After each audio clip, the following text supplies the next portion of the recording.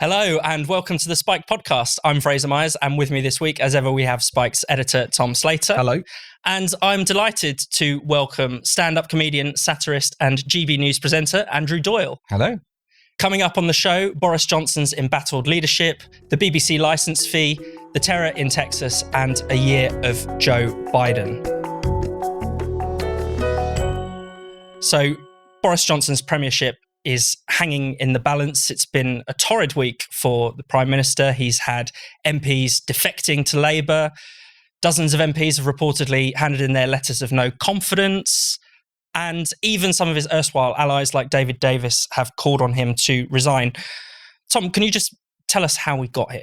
Well, it's a long story now, isn't it? I mean, obviously, the kind of immediate cause of all of this was that never-ending Partygate scandal, and really just the excuses that were coming out from Number 10 trying to make this story go to bed, which were just becoming more and more ridiculous. I mean, I thought the PMQs this week, a few people very effectively just laid out how the narrative from Number 10's perspective has just become so untenable. You know, it started off as there were no parties, we didn't do anything wrong. There were parties, but we didn't do anything wrong. I didn't know it was a party. I mean, all of this just started to get more and more and more ridiculous. But I think, I suppose the thing that undergirds all of it is just that Boris Johnson just feels kind of spent. And therefore it invites all of these different sort of challenges. Now, at the moment, I think the one thing that's kind of given him a bit of stay of execution, you know, it was being talked up. Things might change by the time people see this podcast, but it was being talked up as the week, you know, a vote of no confidence could have been triggered and all the rest of it. It's just that a lot of his allies are quite spread across the party. They're not particularly well organised. Some of them are these kind of new red wall MPs who frankly just don't know their way around how to do things necessarily at this point. There was that big defection from the Tory benches to Labour. Christian Wakefield, I think his name is, such as the fact that he was a relatively minor figure, which only really served to kind of galvanise Tory support behind him in PMQ. So he's kind of, we're just in limbo at the moment. But the reason, it's not necessarily for a positive reason, if you see what I mean. It's less that Boris Johnson hasn't come out fighting, although he did to a degree at PMQs, and more that just the opposition to him, particularly in his own party, is just a little bit disorganised and waiting for next week, it feels like at this point. Andrew, what have you made of this week?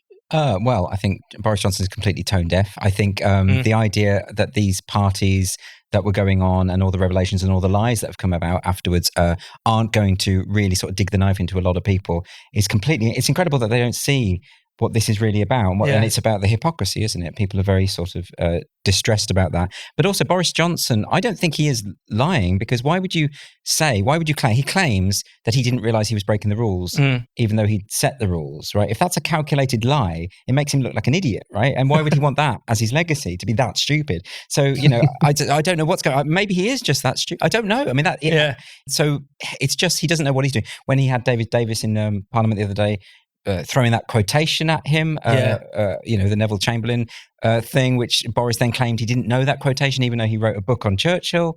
So it just seems like he's flustered and flummoxed and doesn't know what he's doing. Surely, although I hear today that apparently some of the letters have been withdrawn, so people had sent some letters in and then they'd withdrawn them. So it looks like he's not going to go without a fight. Yeah. And I know every political career ends in tragedy, but surely at some point you just got to reconcile and say, okay, I'll accept my time is over. Why wouldn't you do that just for the sake of your own ego? I don't understand why you'd want to cling on when everyone wants you to go. Surely, you know, at least as far as this particular scandal, the Partygate scandal, the jig is up. No one believes anything he's saying now. No, that's right. That's the thing. So, and people on his own party as well. And I thought it was pretty devastating what David Davis did to him, because actually he was doing all right up until that point, and then that completely threw him. So when, you know, his time is absolutely over. Tom, that seems to be what's different about, you know, this particular wobble for Boris. You know, it's not the usual suspects. It's not the One Nation wets who are coming out against him. There are Brexiteers, David Davis, you know, a real ally of his in the past. That's changed, hasn't it? Well, to a certain extent, but I think sometimes the media can be at risk of slightly overplaying that. I mean, like him and David Davis haven't gone along for a very long time. You know, particularly during the Theresa May years, they were really sort of beefing with one another. And you often see, you know, when someone like Caroline Noakes or the Scottish leader Douglas Ross comes out and, you know, calls for his head, everyone's like, isn't this so significant? It's not. This is the thing about Boris Johnson, is he has very few allies in the Conservative Party. He's never had a base of support necessarily. He arguably had that a bit with the 2019 intakes. They felt like they owed their seats to him. But the Tory party's relationship with Boris Johnson is very transactional. They put up from their perspective with a hell of a lot policies that they didn't particularly like, not just lockdown, but the funding for the health service and social care, all of these things which they wouldn't go along with because he was fundamentally a winner. And so you just see all this support just sort of start to drain away. I think the issue is at the moment is just that dawning realisation that whilst Boris Johnson is really spent, and there's also, this is not just about this past week and this party scandal, any kind of positive sort of populist energy he used to have has completely evaporated now. And there's no kind of it, and that's one of the things about the party scandals, which I think makes it more important, is it just really created that sense of how fundamentally out of touch they were.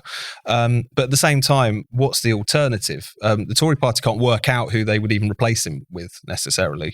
And I know that Liz Truss and to a lesser extent Rishi Sunak excites the Tory base to a certain extent. It won't go down well in large parts of the country, I dare say, even if they know who Liz Truss is. But also the opposition, because you can't help but feel that there's certain people who are kind of rubbing their hands with glee at the prospect of Boris Johnson going. So we're kind of just caught between a rock and a hard place between this kind of phony populists and these anti-populists. And it's unfortunate, but at the same time, that I don't think that necessarily means people should suddenly rally behind Boris Johnson because the other side annoy us more. Yeah. Because he has just exhausted whatever positive content there was in this project. Yeah. I mean, you know when his time is up, when all these people are making overtures about their leadership bids. You get I didn't even go sort of chip in. Jeremy Hunt saying, Jeremy Hunt had said he hasn't completely ruled out leadership ambitions, and Liz Truss going to work in a tank. I think she's doing that a lot now. So like all that kind of stuff is clearly about wanting to be leader. But they're going to have to get. I mean, look, Tory party's always been out of touch. I remember when was it David Cameron made that statement that he said, people think my wife is very blue-blooded, but she's actually very unconventional. She went to a day school, and that's something. So it's always been in the Tory party. They're not really absolutely. And I don't imagine they'll be able to replace Boris with anyone who's more in touch, unless they, I don't know, unless they went Sajid Javid, unless they went sort of working class. Yeah, that might be the way to do it. But even then, he's a kind of Ayn Rand obsessive. This is the sort of thing where they're slightly odd. But this just reminds us how fragile that huge sort of Tory revival, if you like, under Boris Johnson, and this realignment was starting under May as well during the whole Brexit period, was how much it was about sort of factors external to the Tory party, if you like. This sort of Brexity mood and fury at the referendum result not being implemented and all the rest of it, a general sense that the political class were really out of touch with ordinary people, that there needed to be that sort of realignment. It was so confined to a few individuals with some good advisors around them. It wasn't something which shot through all of the Tory party. As you say, they're as out of touch as there ever been. And essentially, as soon as the kind of advice around Boris Johnson changed and the mood changed and he kind of reverted back to course, which is to be all over the place like a shopping trolley, it just sort of evaporated. And that's a shame to a certain extent, but just goes to show that what an uncomfortable vessel the old party of the establishment was for this new mood that it attached itself to for a brief time. If the polling is to be believed, then it is in these red wall seats where the Tories are really going to suffer. Labour have got an 11-point lead over them in those seats. 52% of 2019 Tory voters, they say they'll never vote Conservative again. They could lose the vast majority of them. I mean, those are the seats that made Boris. But isn't it interesting? Because that basically, isn't it because we've all stopped thinking about Brexit? That was the reason why he won those seats. That was the the wave of support was on the back of get Brexit done. It's been done, and now we've got a pandemic, and now it's something else. And so, and he can't. It's gone now. It's not really even in people's minds anymore. So of course he can't hold on to it. And I know for all his talk of levelling up, which I think there was a YouGov thing recently which showed that most people don't know what levelling up means anyway. But I don't think the government knows what it means. No, exactly. But this idea of prioritising those areas, who at the time, remember when he came to power and he said, I understand you've lent me your vote, but he doesn't seem to have repaid that debt particularly. And he, so even someone like Starmer, this sort of Hampstead type isn't going could actually stand more of a chance even in those areas. Yeah, and it does feel like since Brexit as well. I mean, obviously you had the pandemic, which is going to knock the stuffing out of any kind of government naturally, but it necessarily just killed off any sort of momentum. I mean, it's worth remembering when this government came in, they were talking about House of Lords reform potentially. We never believed they'd do it, but it was nice that they were talking about it. Constant discussion about how we need to be where the voters are. But ever since then, not only did he lock the public down, which wasn't necessarily a particularly good move for cultivating that sense of social solidarity. But he's latched himself onto so many of the kind of elite projects of the day. He's gone in for net zero. He's got this strange, slightly confused relationship with the whole trans politics issue, which he nevertheless can't make up his mind on. But it's quite clear that he's sort of in hock to a certain extent to that kind of perspective, doesn't want to upset people by having some of those difficult arguments about what all of that means. Talk about Carrie there. Of course. But by extension, also kind of that general sense where, because he is but he is a kind of metropolitan liberal in so many respects, in the worst sense of that, insofar as being quite illiberal and wanting to just attach yourself to whatever kind of faddy, nice sounding politics there are about. So ever since then, it's gone completely in the other direction, it feels like. So anything that could have renewed that sense of, sort of anti-establishment momentum, even whilst being the Prime Minister and the government, he just seems to have missed every single opportunity, it feels like. Before we move on, let's talk about something that feels like some unequivocally good news. The end of the so-called Plan B measures, that's working from home, mandatory face masks and vaccine passports, are set to expire. And that's exciting, isn't it? Yeah, of course. I mean, it got to the point where it did feel like it was redundant. I was reading all sorts of conflicting evidence, or whatever you want to call it, from scientific sources. And, it's quite clear that with an airborne virus, you don't need to mask children in a school. It's because it's going to get around anyway. And so in a weird sense, Omicron is sort of our savior here, because everyone's going to get it, and it's going to provide us with immunity and all the rest of it. So it's great news. It's really good. Tom? No, I think it's a really positive step. It's unfortunate that it was taken purely for political reasons. Do you think that's what it was? Oh, 100%. Certainly with the speed with which that was taken. On the day. Because there was even, remember at the beginning of this week, I think, the briefing was that Plan B is going to go, but we're going to keep face masks. Such was the desire to the steady as we go kind of approach. And Boris Johnson is trying to take a lot of credit for saying, I might not make every call right, but I make the big calls right. And, Christmas and not locking down being one of them. But from what the reporting was, it wasn't that he was basically paid up supporter of the sort of sage position until his cabinet talked him round. So there's, I think the difficulty is, whilst it's really positive that we are opening up, because Boris is incapable of making a virtue out of it, of saying it's good that we're opening up. He's kind of started to talk like that a little bit now, but I think the difficulty is you really need to make sure that this isn't just opening up for now. So making a virtue of it, I think, is quite important. But wasn't it inevitable insofar as the argument's been lost? Everyone can now see that the sage predictions were massively off. There's no getting around that. When it was discovered in that chat with Fraser Nelson on Twitter, where it was discovered that they were only modelling the worst case scenario because the government only asked them for the worst case scenario. So, I don't think once those sort of details are out in the public domain, I don't think you can win that argument anymore. No. So you sort of have to open it up. Although I know that for instance, Sadiq Khan is just pretending otherwise, and he's going to insist on masks on the tube and on travel and things like that. And he's even claiming he's going to fine people for it, which I don't think is legal, as far as I'm aware. I don't think you'll fine someone for what they wear on a tube. Anyway, I don't know. Listeners to this podcast will have heard me talk before about ExpressVPN, and there's a good reason we keep talking about it. Internet service providers know every single website you visit and can sell that data onto big tech. So to stop that from happening, Spiked recommends you use ExpressVPN. ExpressVPN keeps you safe.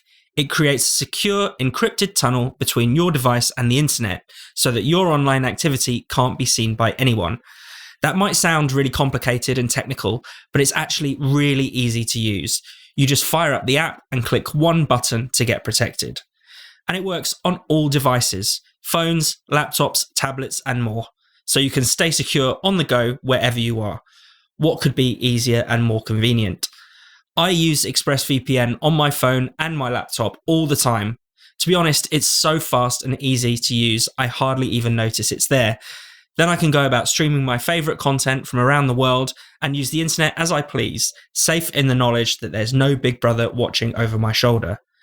So, secure your online data today by visiting expressvpn.com/spiked.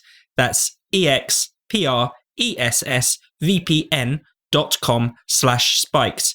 And with our special URL, you can get an extra 3 months for free. That's expressvpn.com/spiked. I mean, let's talk a bit about something else that happened at the weekend. One of the other ways that Boris has been trying to save his leadership is by this so-called policy of Operation Red Meat. And which is who came up with that? It's been a terrible week for like cringy coinages. Exactly. Operation Red Meat, Operation Big Dog. Big Dog's great. What was it? The pork pie putsch. The pork pie putsch. Just you get a sense of how this government and the media class in particular are just so cringe, really. Put all the journalists on lockdown. That's what I want to do. But anyway, furlough them for a period. One of the key things we should talk about is Nadine Dorries, the culture secretary, said that she's going to freeze the BBC licence fee for 2 years and hinted that she might scrap it entirely. Now, it seems as if every couple of years there's a row between the Tory government and the BBC. Yeah. And the reaction, whenever they say they're going to make some change to the way the BBC operates, people act as if, civilization itself is about to end. Yeah, people have gone mad, haven't they? Yeah. They're so upset about this. And, I say this, I gauge this through Twitter, which is probably not the best way, but... It's where these people hang out. It's where all the lovies are. Yeah. And it is some sort of major figures in the commentary are putting out stuff about all the great things the BBC do. And this is very much a politically partisan debate now, isn't it? Yeah. And that was it, the list that came out of all the great comedies the BBC has produced, none of which appeared in the last 20 years. So these kind of things actually are self-defeating when you make these points, because, of course, there's quite obviously a problem with the BBC. But also, poll after poll over many years now has shown that the majority of the public recognise that the licence is outdated. It's not there to stay. It doesn't really make sense in the modern era. And a lot of people don't want to be paying for a service that they don't use, and that's perfectly reasonable. And people are proposing ideas of a subscription service. We were talking about this on GB News the other day, because I read an article in The Guardian which was talking about this idea of a subscription model as being something that is promulgated by the hard right. This is what the hard right are interested. How can you politicise things to that extent, where you think that this is it's just people who don't want to pay for a channel they don't watch? They're not calling for a white ethno-state.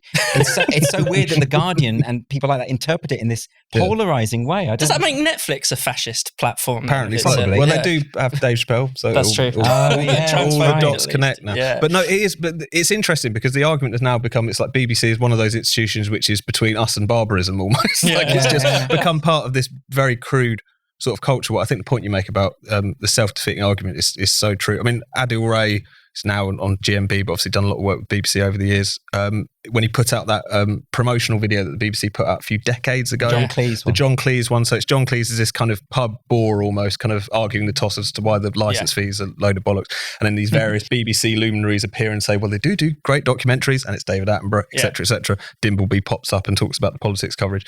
And all that served as a reminder, first of all, that the BBC has always been a bit hectoring on the question of licence fees, but also that it used to be such a much more heavyweight institution than it is today. And it's just very difficult to make the same kind of argument for it, because I think the thing is that if the BBC is to exist, then it's not necessarily just go and let it compete. You've got to be able to make an argument as to why this is so important that it needs to almost exist, not subject to the pressures of the market and all the rest of it, which is fair. But then you think, what is the case that they're trying to make for it? And especially given the fact that we've got a public service broadcaster, which by any estimation seems to really dislike the public. And I think this discussion has really showed that up to a certain extent. How do you do that? This is difficult. Gareth Roberts, didn't he write a piece for Spike this week about this? And this idea that the hectoring nature of the BBC and the way in which they seem to hate working class people, let's put it like that. Or there's, this whole polarisation of left and right is misleading. It's nothing to do with that. It's to do with this identitarian movement, whatever we want to call it, critical social justice, which has infected the BBC to such an extent that you can't watch a programme without feeling like you're being lectured on your morality. And I know the original Reithian principles had to educate as one of the principles. What was it? Inform, educate, entertain. But they've really pushed the educate to extreme. Re-educate. Exactly. Educate yourself. This new slogan. And it's not their business to tell you what to think about, or to assume that your audience base is all homophobe, racist. This is just bizarre. Absolutely. Now, something has happened slightly tangentially to the BBC that we should talk about a little bit about. The statue, a statue by the sculptor Eric Gill, has been vandalised. And you, Andrew, predicted that this would happen. I am a prophet. You're in the wake of the original statue wars in that Black Lives Matter summer in 2020. That's right. I mean, it wasn't difficult to predict. I'd love to take the credit, but Well, the Eric Gill statue is a statue of Ariel and Prospero outside of the BBC Broadcasting House. Those are obviously characters from The Tempest, from Shakespeare's play, and it was sculpted by Eric Gill, who we found out after his death. Someone wrote a biography in the 80s, and this biographer had access to his diaries, and in his diaries he admitted to molesting his daughters and the family dog. So not a nice man, not a pleasant man. No one was claiming that he was.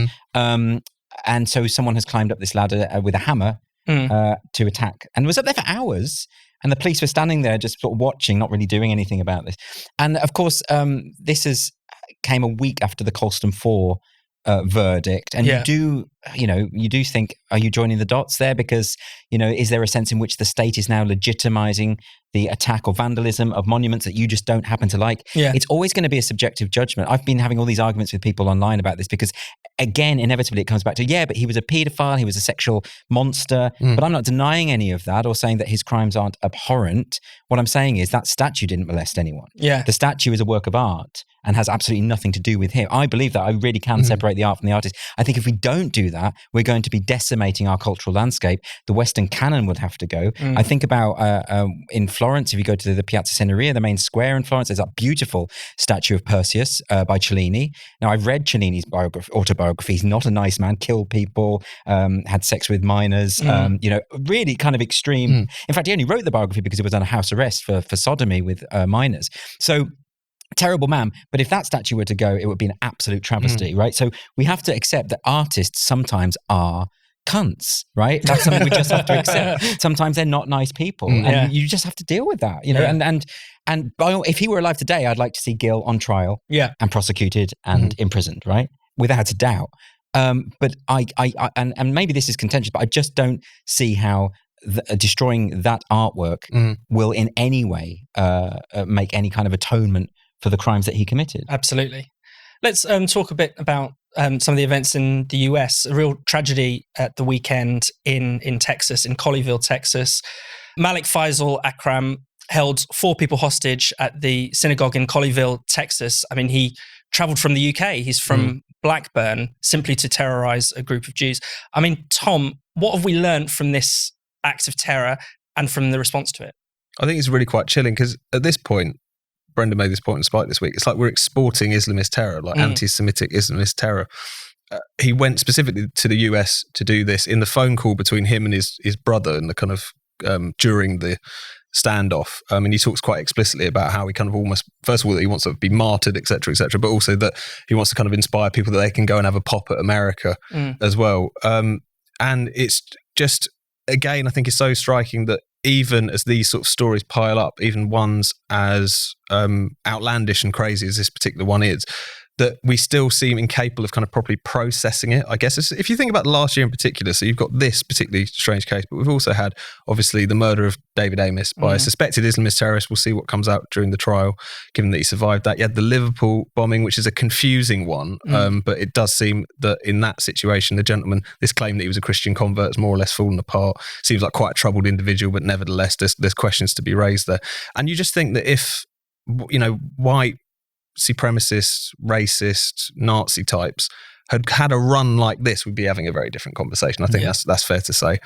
And also just the sense in which you have this particularly toxic mix of Islamism and anti-Semitism is so striking and so horrifying. So he, takes these Jewish hostages because he's convinced that this will be the leverage he needs to get the American authorities to release Afia Siddiqui, who's this known as Lady Al-Qaeda, is serving like an 86-year prison sentence. At one point, he gets the rabbi to telephone this other rabbi in New York because he thinks that, again, they'll kind of be able to sort this out for him. And this is something that also desperately needs to be addressed because aside from the kind of these attacks and these hostage situations which have been taking place, we did have quite recently, last year, those guys who also, I think Rakib Hassan's pointed this out, were from Blackburn driving around northwest London, shouting out anti-Semitic, the most vile anti-Semitic abuse and flying the Palestinian flag and all the rest of it. Yet again, we're not necessarily able to have that kind of discussion about where this hatred is coming from, where this nihilism is coming from, why there's a very small but significant proportion of people in our own society who turn towards these very dark ideologies. But again, it's just something which is, 4th or 5th on the news next to pork pie, putches and all the rest of it. It's a strange case, I think. Andrew, it seems as if there's these almost two, not quite taboos, but subjects that we don't really want to touch, both Islamism and anti-Semitism. And when the two combine, it's even, less willingness to talk about it. And it's strange to me because I've heard Muslim commentators talk about that there is a anti-Semitism problem within the Muslim community. And that isn't to say that Muslims are anti-Semitic or that they don't want to, or that the majority of them don't want to drive it out. But there is clearly a problem there. And it needs to be talked about. It needs to be addressed. This guy may have had, I mean, I know the family are saying he had mental health issues and there's all of that going on. But look, even if he's a deranged person who's completely out of his mind, he's drawing on tropes. Yeah. You know, he, like you say, Tom, like he thought that there's a Jewish network of power that could release this lady Al-Qaeda figure. That suggests straight away that he's buying into an anti-Semitic trope that Jews run the world, basically. So there's that there. And exactly as you said, the people driving around shouting anti-Semitic slurs. So absolutely, it does need to be addressed openly without, I mean, of course, I know why people aren't doing it, because the accusation of Islamophobia comes about. If you suggest there's anything inherent within that, which is why maybe, you know, it's more powerful when it comes from within the Muslim community, when Muslim commentators make this point that we just need to address this. Similarly with homophobia within that community, which is also, you know, it's not, you know, which is of course awful, particularly for gay Muslims, you know. So it's I understand the nervousness. I understand, because the accusation is damning. But we just have to sort of ignore people who make that accusation, I think. Definitely. I think just quickly though, it just really strikes how inhuman and unpleasant the sort of identitarian politics, that calculation that always happens. Because essentially whenever a tragedy happens now, there is almost an instantaneous calculation as to how serious this is going to be taken, how much of a national conversation this is going to be. And it is basically based on what did the perpetrator look like and what did the victims look like. And that's essentially what happens. I mean, if what's so particularly strange about it is that for whatever reason, identity politics seems to place so little seriousness on the world's oldest hatred. Yeah. Like many people have talked about that naturally, but it just seems as if not only is this a tremendous kind of abdication of responsibility to deal with a very serious threat and horrendous sort of evil in our society, it's also something which just fundamentally fails to take our own Muslim citizens seriously. Yeah. You know, it creates a situation in which we're assuming that to want to challenge a small but significant problem within that community, if you like, is something that will upset them rather than be something that they would naturally want to weed out themselves, as all the polls would indicate that they would. So it not only on its own terms is quite grim, it also at the core of it is not taking Muslim citizens seriously, not thinking of them as part of the national community, thinking of them something as separate to be tiptoed around other, really. And that's something that we really need to get around, because it's not just about discussions about offence and all the rest of it. Lives are on the line in these discussions. Isn't there also the suggestion that if we talk about this, we're going to be inciting hatred against Muslim groups? If we acknowledge that there's a problem there. Josh Harry was talking about this the other day, that after the event, most of the tweets he was seeing were about, will there be an Islamophobic backlash? As opposed to, let's focus on the 4 Jewish people who've been kept hostage and are in threat of death, you know? So there's a priority issue. Definitely. Let's talk about American politics more broadly. Joe Biden, on the day we're recording this, it's been a year since his inauguration. Biden obviously swept to power following Trump. His big promise, the big promise of his presidency, was that he was going to restore normalcy, partly putting an end to the divisiveness of the Trump years, but also putting an end to the pandemic. Tom, how would you rate him on that particular promise? It's not going particularly well, is it? And it's interesting because I think it's worth casting our minds back to just how in dreamland the American commentariat were around the time of that inauguration. I mean, the quotes that were coming out, one of like PBS's national correspondents, I think, said something to the effect, you know, it's like the superheroes have come to save us. You know, people on CNN talking about the lights down the side of the National Mall being like Joe Biden's arms reaching out into America. It became kind of sub-North Korea for a while. And of course, he's been completely incapable of delivering, because he's not only quite a doddery figure, but he's obviously quite poorly advised. This idea that he was going to solve the pandemic overnight was so ridiculous. I mean, he's presiding over, I think he's about to eclipse Trump's death toll with vaccines, which is a pretty, you know, impressive feat. And on this question of kind of the culture wars, because one argument that I'm sure we all noticed, even amongst kind of anti-woke liberals, if you like, was that if you hate the culture war, vote for Joe Biden. The thing about Trump is he's just like kerosene on the fire. He makes it all worse. And they're right to an extent, not least because of the way in which he would kind of inflame this level of opposition. But if anything, he's sort of institutionalized the culture. I mean, one of the first things he did when he got into office was to produce that executive order, essentially directing the federal bureaucracy to the ends of tackling systemic racism. So that very contested sort of identity politics term is right at the heart of government.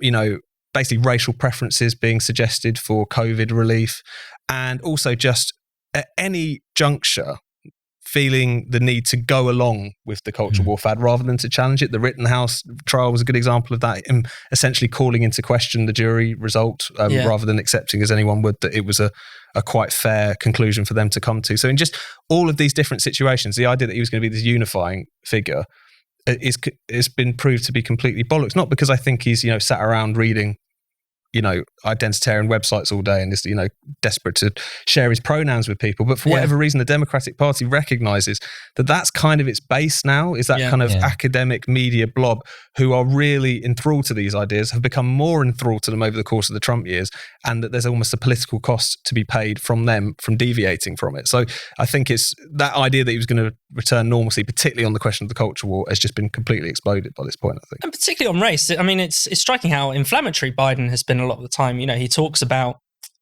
various Republican efforts to change voting systems. I mean, we don't want to get into the details of that. It's a very sort of wonkish question. He talks of that as like a kind of 21st century Jim Crow. Yeah. When he was commemorating the horrific kind of Tulsa massacre 100 years on, he said the racism that was alive in 1921 is still here today. Yeah.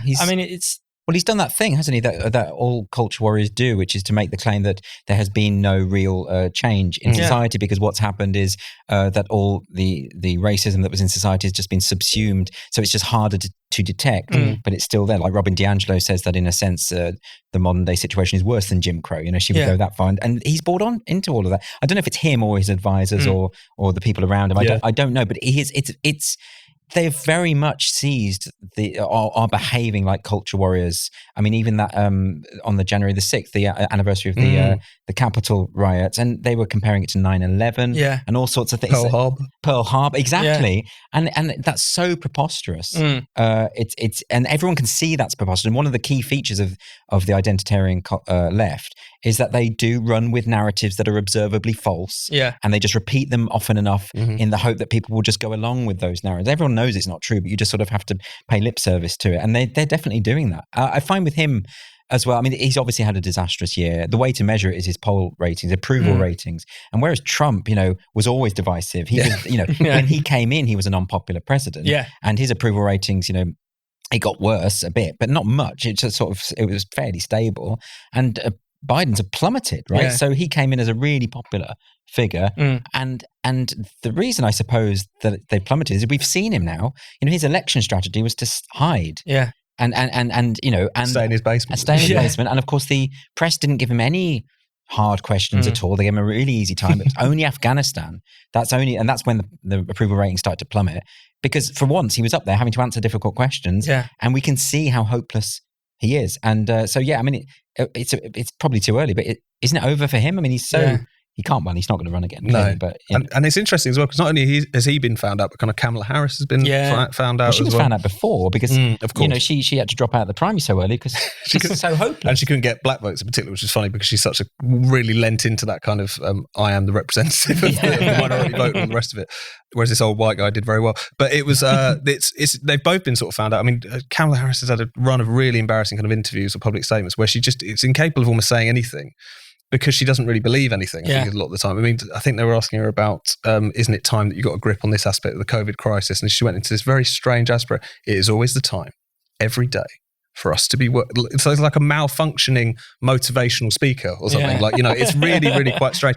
But I think there's something important in there. And as you say, Biden is very doddery, where it's strange because all of this kind of really divisive politics has kind of found its way to the center of this administration, but not because of some impassioned belief in it necessarily.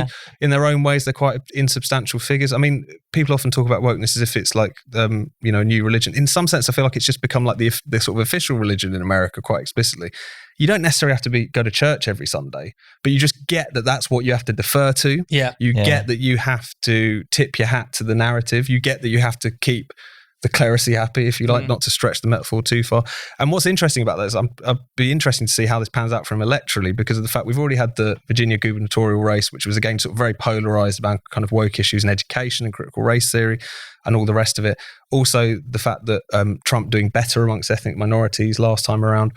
And I think one thing that could very easily happen and various Democratic kind of pollsters have pointed this out and made themselves quite unpopular for doing so, is that it will become increasingly clear that this fealty to wokeness is something which, will win you the support of the faculty lounge, but certainly won't win you the support of working class people, but also the multiracial ethnic, the multi-ethnic working class are going to have problems with it. We're already starting to see that in certain groups. And I think that's something which is going to potentially become more and more clear, particularly as there's more kind of electoral tests, if you like. But isn't it weird? Because we've known that for a long time. Everyone's known that. Hillary Clinton lost on the basis, I think, largely on the basis of the fact that she was dividing the electorate up and into identity groups. This is something that we know that the left, I think the right can often win through identity politics if they play that sort of nationalist card. I don't think the left can. They always lose when it comes to this. So why can't they learn this lesson? I find this bizarre. I don't know the answer to that. I just think it's odd. Thank you so much for watching the Spikes podcast. We'll be back next Friday. If you hit subscribe and click the bell, you'll never miss an episode. And in the meantime, why not check out all of Spike's other videos and podcasts on this channel? And for more Spiked content, find us at spiked-online.com.